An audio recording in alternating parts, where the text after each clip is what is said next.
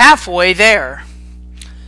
In any group of people that has given up the authority myth, whether they are just a small group of friends, or the inhabitants of a town, or the population of an entire continent, the frequency and severity of violent conflicts and acts of aggression inside that group will dramatically lower than it is elsewhere, where most people live, by way of voting and other political actions, advocate and perpetuate aggression on a regular basis.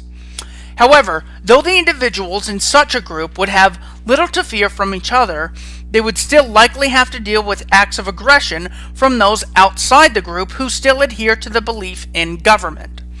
Any individual whose mind has been freed, but who still lives in a society plagued by the delusion of authority, will be at constant risk of being the target of authoritarian aggression.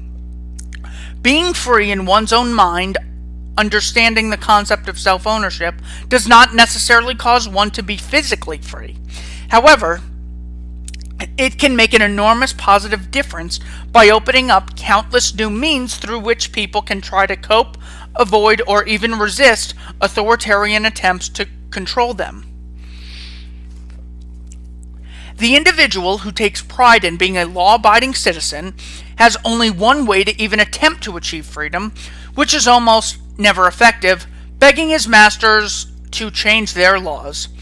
On the other hand, one who understands that he owns himself, owes no allegiance to any supposed master, and needs no legislative permission to be free, has many more options. The one who needs no legislative permission to be free has many more options. And the more people who have escaped the superstition, the easier avoidance or resistance becomes.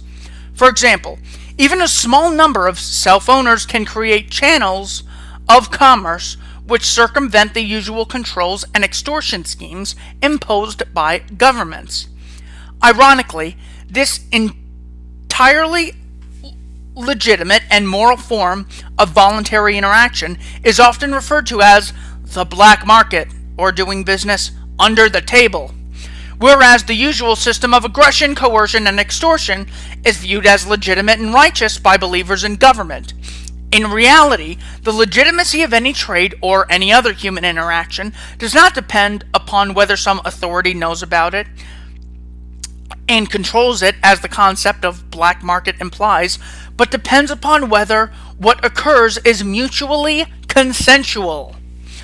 Those who understand this can find many ways in which to circumvent or defeat attempts by government to coercively control and exploit them.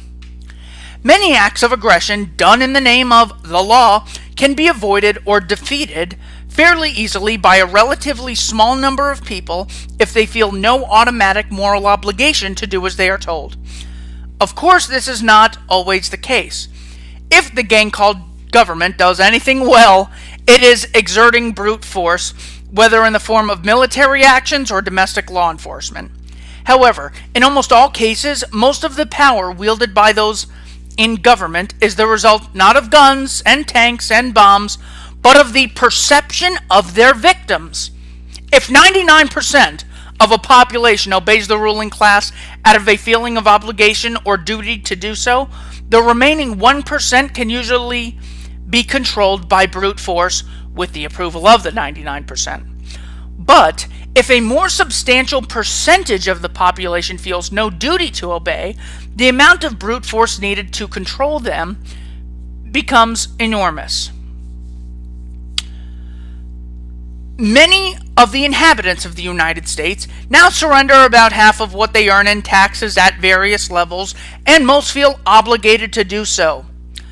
But if a foreign power somehow invaded and conquered the land, imposing a 50% tax would be utterly impossible, because the people would feel no moral, legal, or patriotic duty to comply. 200 million workers would find 200 million ways to use evasion, deception, secrecy, or even outright violence to avoid or defeat such attempts by foreign thieves to enslave the people. Today there is only one gang capable of oppressing the American people, and that is the American government. This is because it is the one gang imagined by most people to have the right to coerce and control, regulate, to rob and extort, tax the American people. A common concern among statists is that without a strong government to protect them, some foreign power would just come in and take over. But such fears completely overlook how large a role perception plays in the ability to oppress. An area of land the size of the United States inhabited by 100 million gun owners, in addition to 200 million other people who would likely become gun owners if an invasion occurred, would be impossible to occupy and control with brute force alone. History gives many examples: the Warsaw Ghetto in World War II, the Vietnam War, the aftermath of the war in Iraq, of how even an enormous technologically advanced standing army can be indefinitely frustrated by a relatively small number of armed insurgents. And a land inhabited by self-owners has another huge advantage in that it is literally impossible for them to collectively surrender. If there is no government pretending to represent the people, and no one who claims to speak on behalf of the people as a whole, there is literally no way for them to give up without each and every individual surrendering. A good way to grasp the reality of a situation is to consider the matter from a perspective of the leader of the invaders.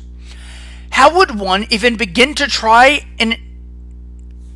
to invade and permanently occupy an area in which many millions of the inhabitants who could be hiding anywhere can kill anything within at least 100 yards, as any decent hunter can do?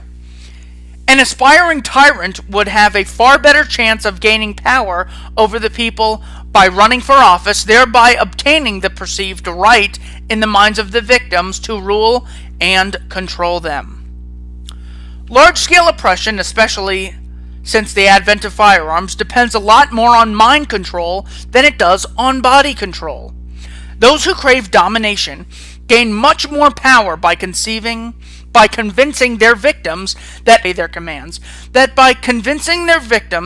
it is merely dangerous but moral to disobey. No matter how much the people complain and protest, as long as the people continue to obey the law, the commands of politicians, the tyrants have little to fear. As long as their attempts to control and extort are seen as legal acts of authority, and as long as the people therefore feel an obligation to comply, unless and until the ruling class changes such laws, the people will remain enslaved in body because they remain mentally enslaved. Ironically, many people still believe that a strong government is the only thing that can protect the people as a whole, when the belief in government is actually the only thing which can oppress people as a whole. Brute force alone cannot do it on any large scale or for any prolonged period of time.